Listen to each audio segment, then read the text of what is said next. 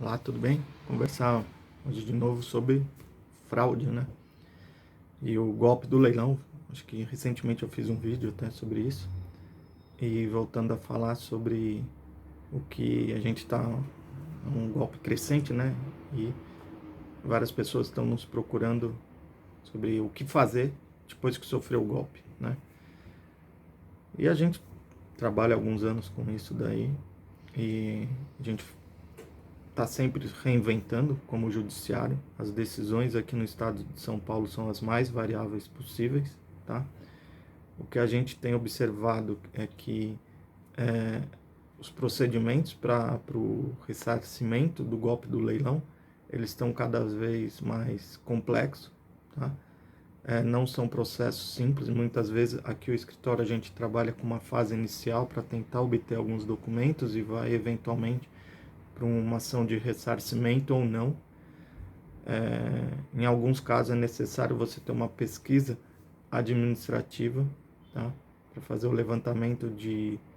tentar fazer o rastreio para onde foi esse valor, tentar localizar eventualmente os beneficiários, até porque, como eu já conversei em alguns vídeos atrás, não lembro quando, a gente está vivendo um momento de pandemia de fraude, né? E em golpe do leilão não é diferente. O que está acontecendo? Muitas vezes o valor é depositado numa conta, vamos supor, a conta vai para a conta do Alexandre. Só que essa conta do Alexandre não foi o Alexandre que abriu.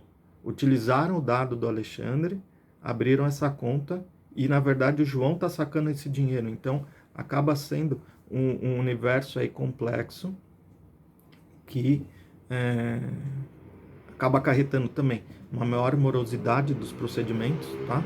E a incógnita de como qualquer ação judicial. A gente tem três grandes vertentes hoje em dia no judiciário, principalmente aqui no estado de São Paulo, que é aquela que os bancos não têm responsabilidade nenhuma, tá? Quando se envolve uma ação em face do banco.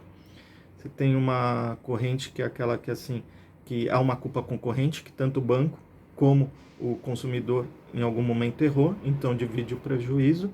E tem uma corrente que entende que a culpa é do banco por ter negligenciado algum momento com relação à abertura e movimentação dessas contas. Então, e não tem hoje em dia, como que está o cenário jurídico? A gente coloca que está bem igualitária essas diferenciações, ainda que nas decisões de primeira instância ainda o cenário não seja tão promissor. Em segunda instância, no tribunal, a gente vê que são essas três correntes que estão predominando, tá? Mas não tem outra forma. Se você foi vítima do golpe do leilão e quiser recuperar o prejuízo, a orientação é você procurar realmente um profissional de sua confiança e que forneça todos os documentos, e ele vai atuar com base no conhecimento dele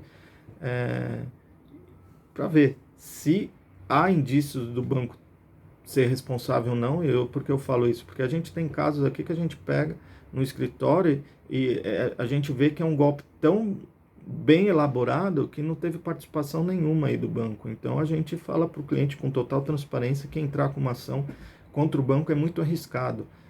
Sendo aconselhável em alguns casos você entrar com a própria ação em face de quem recebeu os valores, só que muitas vezes é preciso você ter um estudo já feito para saber se aquela conta realmente era de uma pessoa que estava aplicando um golpe ou de uma vítima, até para você não entrar com uma ação em face de terceiros aí que tiveram, por exemplo, seus documentos roubados.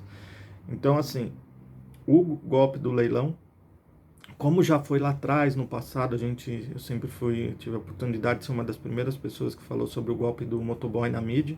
Então eu vejo que o golpe do leilão hoje é um golpe que está crescente, mas ainda você não consegue dar uma resposta unânime geral para todas as situações. Ele é cheio de detalhes, né?